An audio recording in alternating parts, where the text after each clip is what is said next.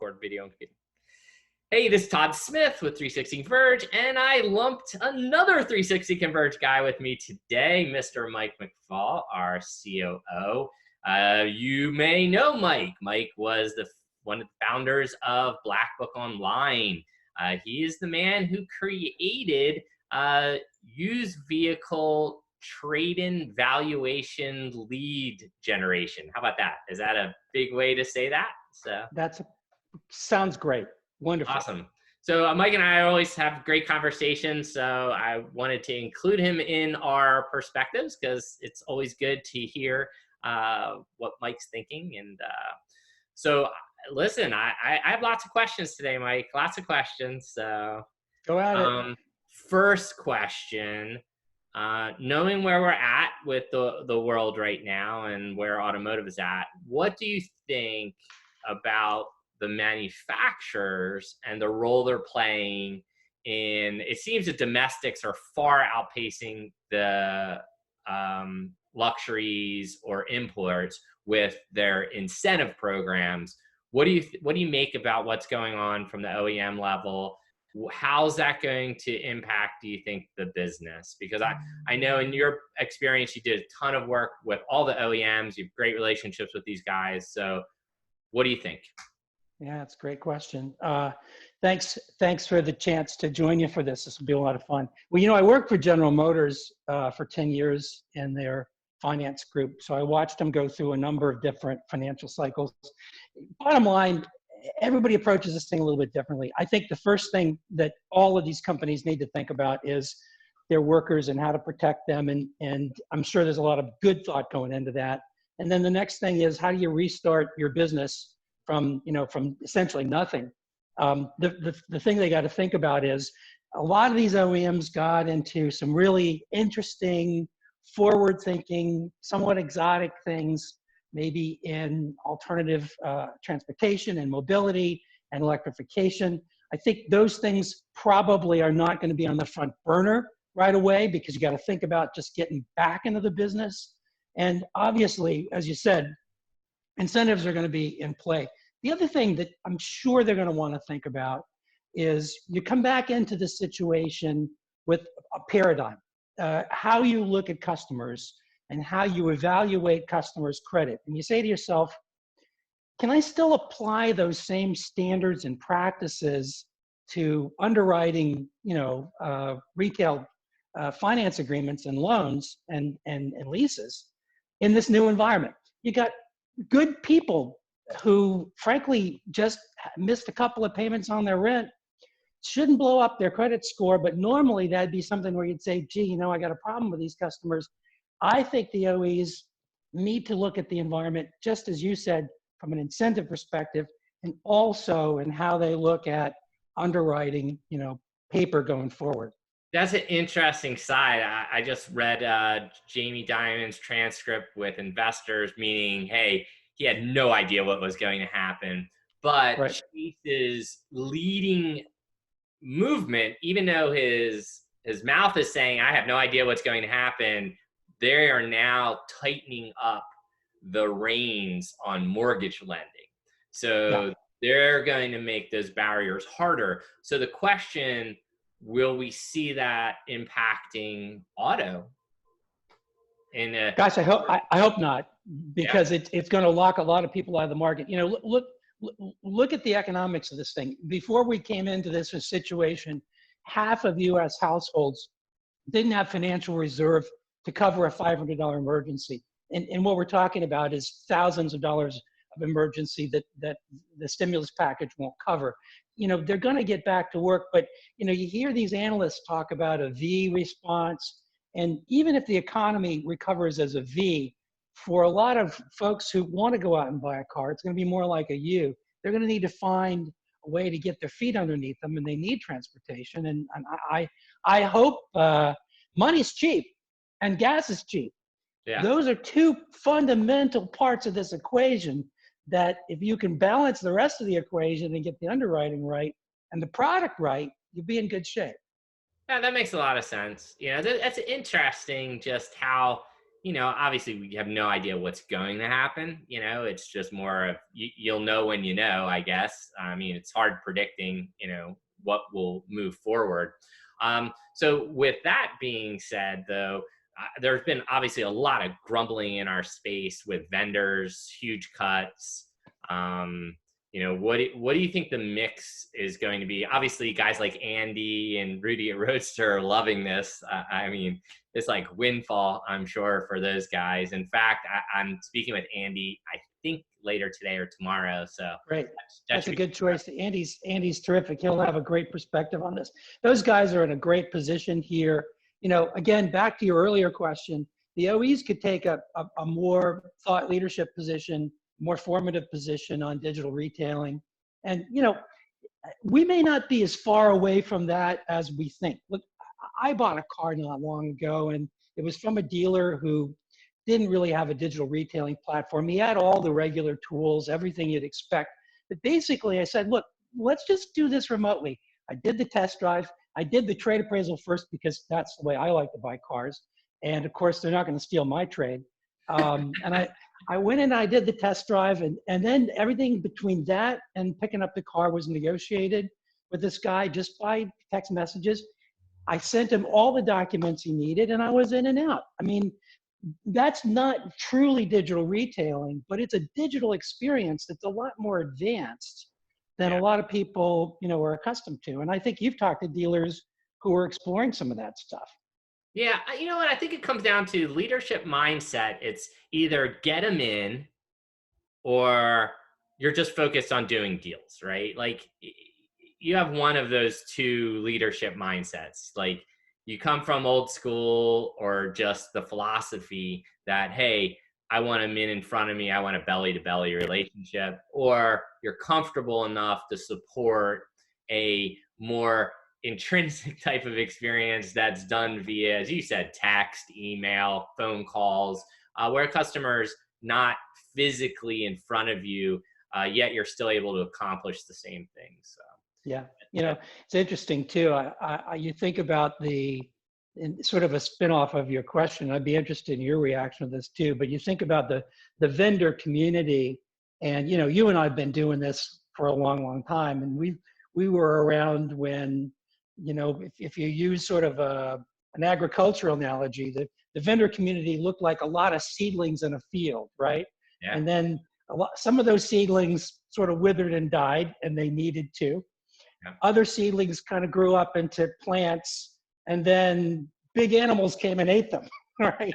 So now you've got, let's take this way too far, but you got these sort of big animals running around, and that's kind of a good thing in my view, because the consolidation in the vendor community in core functionality is probably good at the moment, because that means they're financially able to help their dealers through a tough time, maybe give them some relief on payments, etc.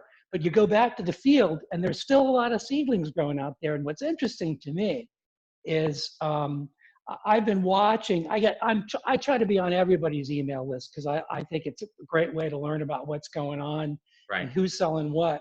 And I know you're on LinkedIn quite a bit, and you see some of these seedling companies.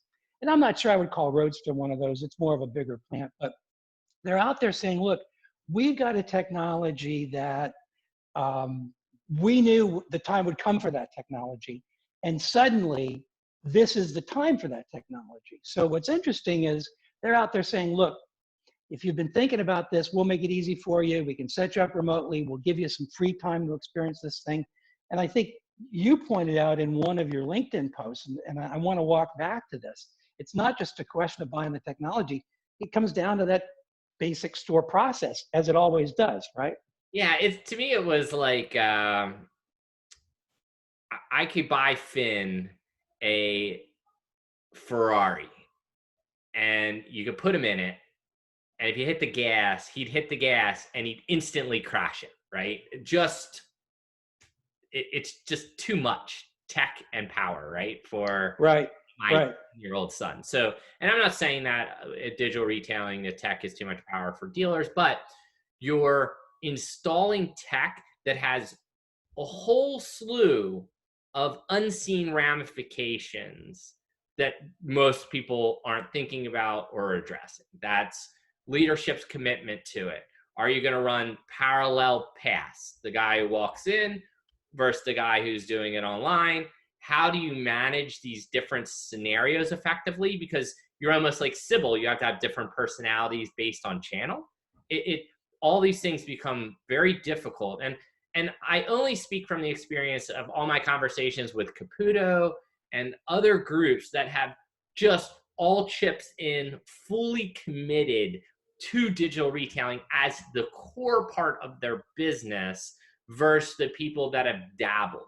And in my conversations, the people that have dabbled with it they struggle with it, and it's not as effective. And my thoughts were, now you went from a third of dealers that had a tool to half or more. What percentage of them are dabbling, and how's that going to impact not only the dealership, the salespeople, the customers, all of it? And that's a big question. It's a loaded question, So Yeah, it is. I think not all, I mean, there are dabblers. Look, we're blessed to be in an industry where there's so much creative energy and so much entrepreneurial vision. And that's just the truth. I mean, yeah, there's some things that aren't great about what we're doing as a whole, but the great thing about it is you've got dabblers who are there because they want to figure it out. They know it's not going to be a one night kind of thing or a 1 week or a 1 month kind of thing. They're gonna have to go into it. And then there are other dabblers who just want a good story for the 20 group meeting because they want to not be left out, right? And those guys, they're never going to get it. Yeah, there's none. I found something here. Hey, you can say hi, Mr. Mike. Hi. Okay, let me. Hey, Finn, how are you, buddy? Your dad's buying you a Ferrari, by the way. Yeah, I know, he's crashing that Ferrari. So yeah, I agree. Like, look, I guess my concern is dealers who go, hey, I need this tool because I want to open up for business. I want to continue. So I want to start selling cars because my state's on a lockdown, or, I'm not essential and I need to be able to do stuff remotely. How am I going to do that? And everyone's like, oh, digital retailing will fix that. I don't think that's the actual case. I think digital retailing, the technology is a component, but it'll take the dealership's leadership, the people, processes, appraising trades, moving people. How do you deal with remote workforce today? We have no tools to manage a sales team effectively from their homes.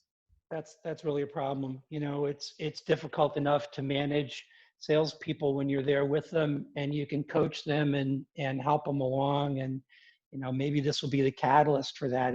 We all know it kind of comes down to people, and let's just hope that we come out of this and, there'll be a period where we just sort of, the engine's starting to turn and it's sputtering a little bit. And let's hope that happens more quickly. But I agree with you. I think that you need it for digital retailing to really, for the gears to really turn.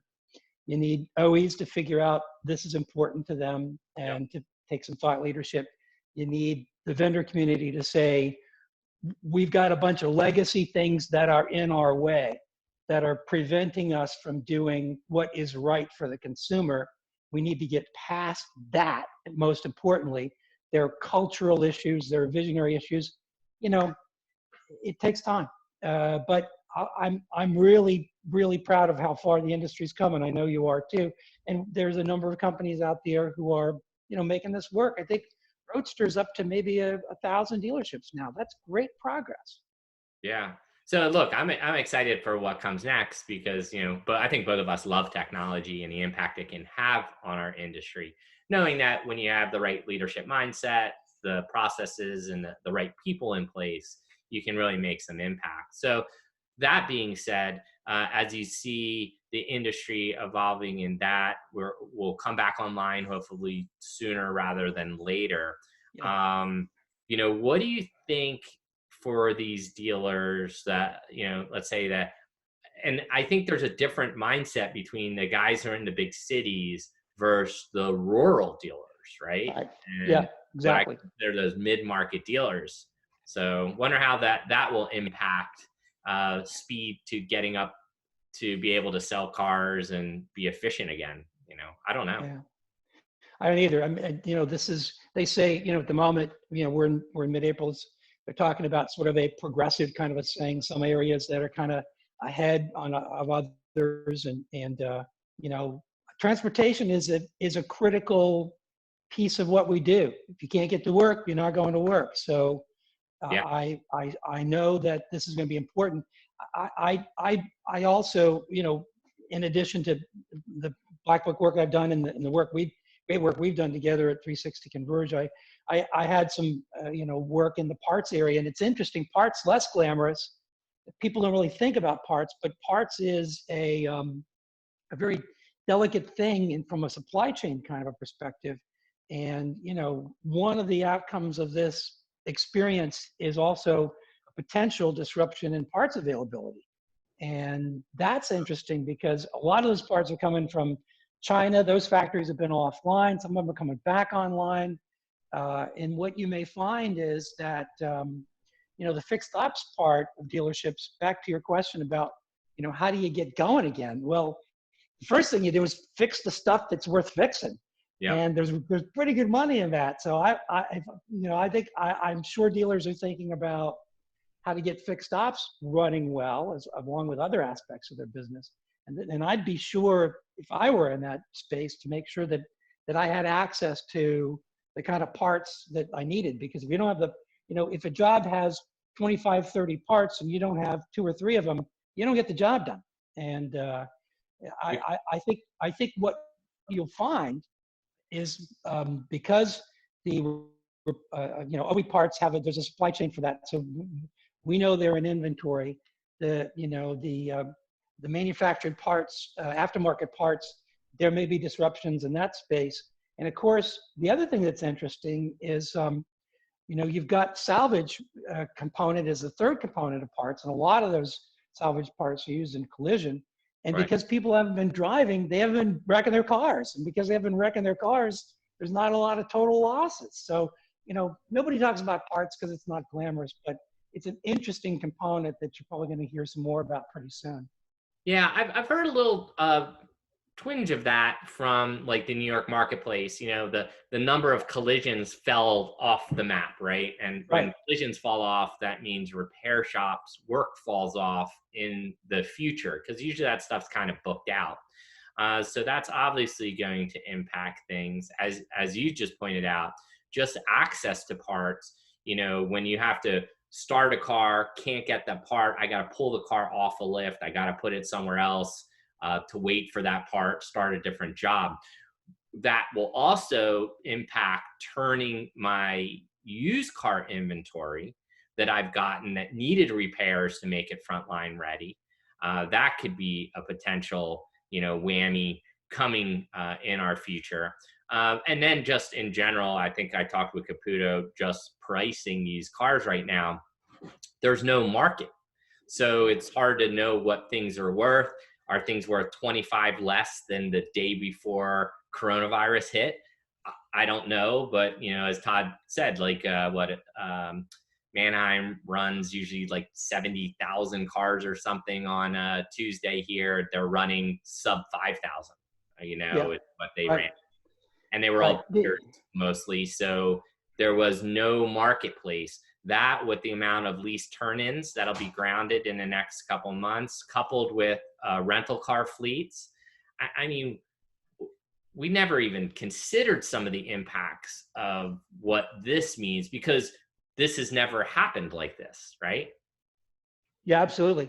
And I was around Black Book. I was more on the marketing side, but I will tell you that the pricing services, Black Book included, have interesting proxies. So if they don't see enough of one particular unit, but they know that another particular unit travels in parallel, there's a high correlation in pricing, they can triangulate.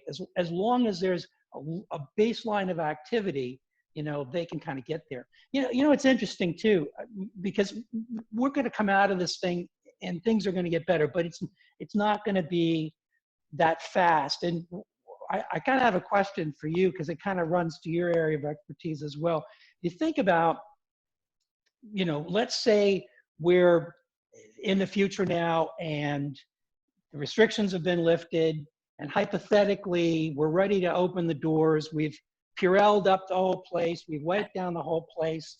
Everybody's, walking around with the distance between them. Yeah. But things will not come back to the same right away, and maybe not for a long time.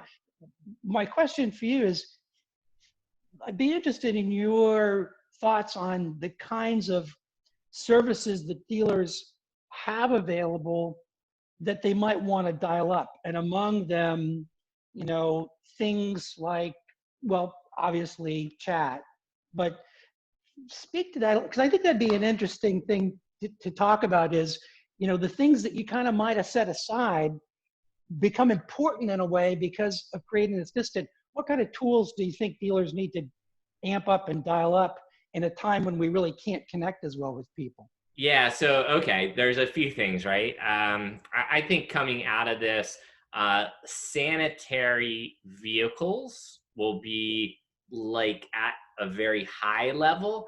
Maybe like a little sticker on there that's got a little flowers, like a flower, right? Sanitize, AutoNation's been using the Clorox 360 machine. Good luck getting one of those right now. There's like Nuvin Air.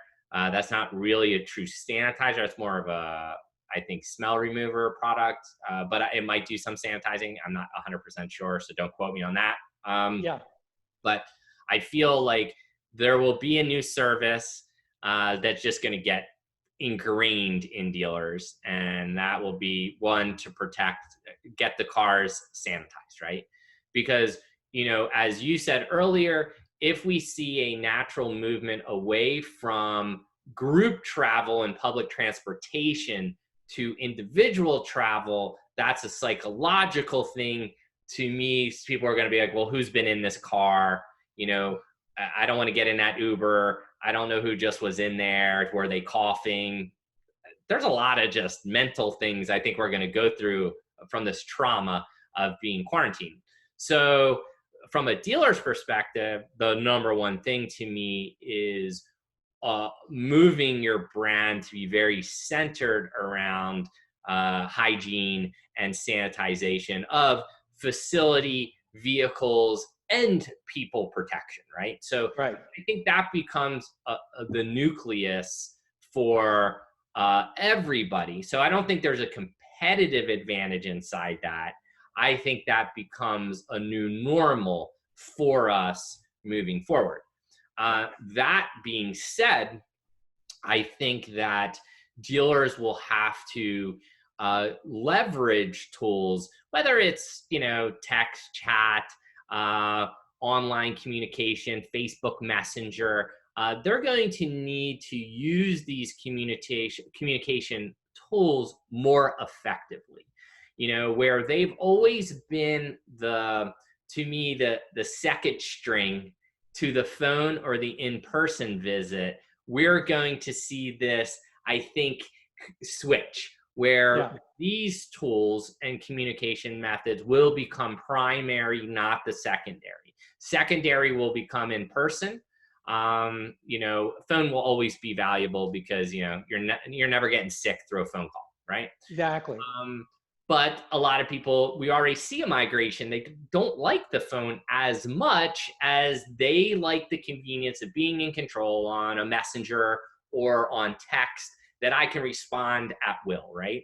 Yes. And I like those types of real type tools far better than email because emails get lost really fast. Like you or me, we get hundreds and hundreds of emails a day. I may see it and then I'll get back to it and then I just forget about it. And now 2 days go by and it's 4 clicks over in my Google Mail that I'm not going back to that thing.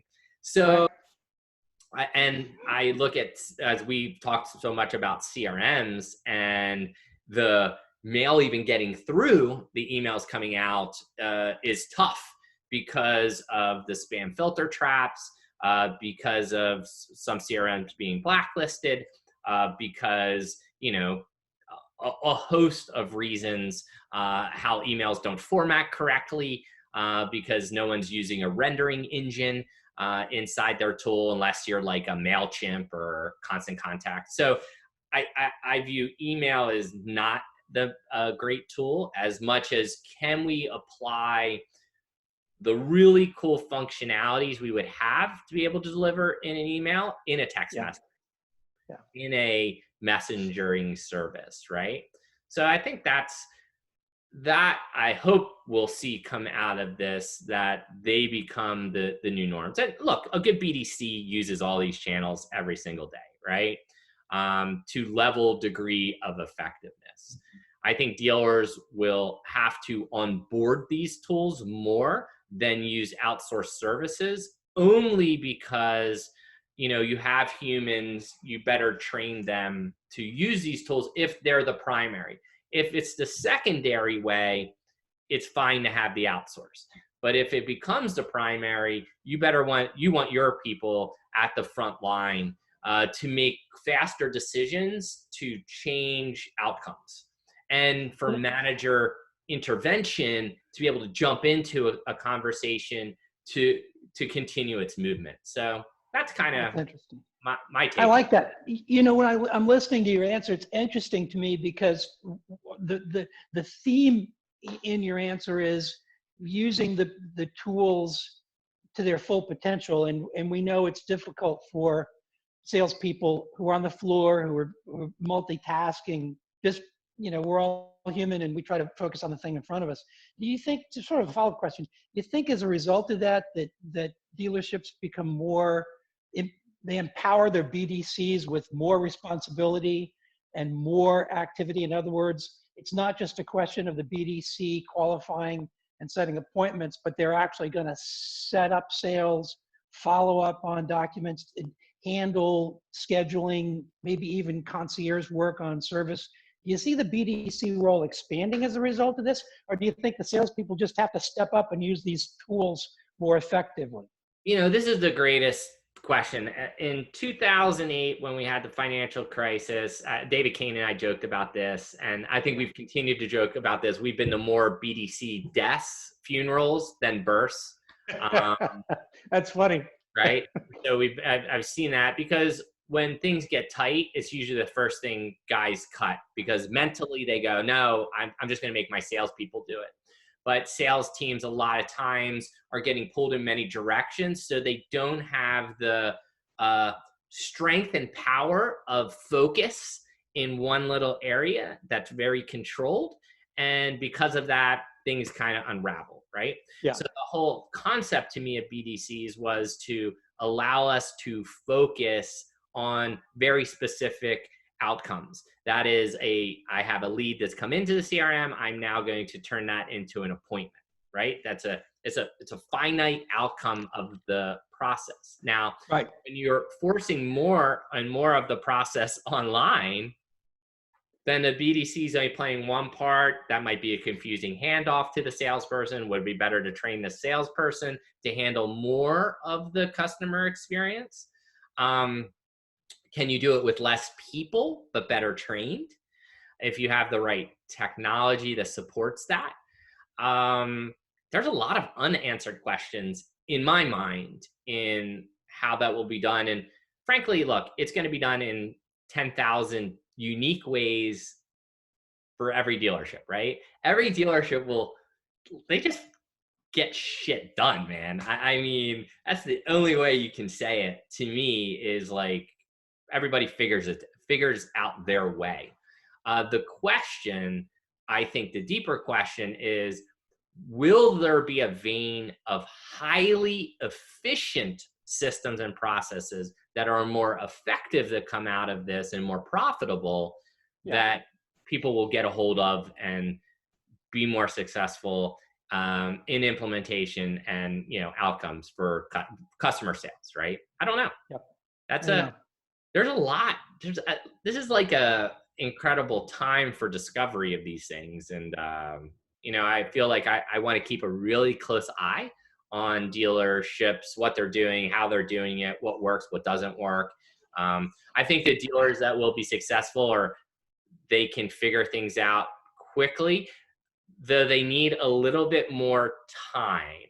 A lot of times, even me back in retail days, if it didn't work, I just threw it out and tried something else. I didn't let things bake long enough. Yeah. And I think that's a prevalent issue amongst dealers that, we'll commit to something for a period of time. And if I can't get it right or what I think is right, I just abandon it. So my fear is, will that happen to digital retail? Yeah.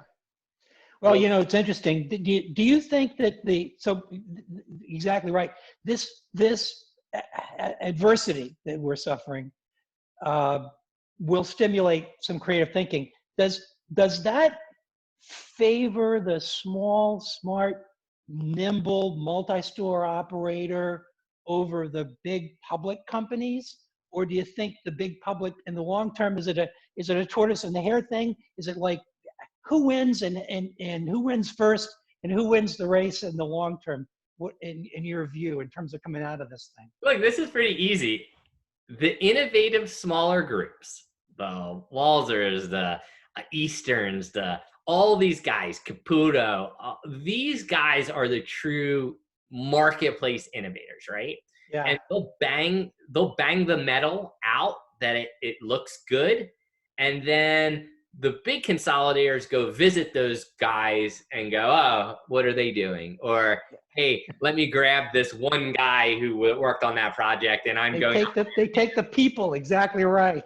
Right. Like, look, the big guys, they're not going to run into innovation. They're not going to just leapfrog the entire industry and be the best, most competitive guys. That's going to come out of what I call the smaller to middle-sized groups that still have the size, money, people, capabilities to implement things and work through the processes to make them successful.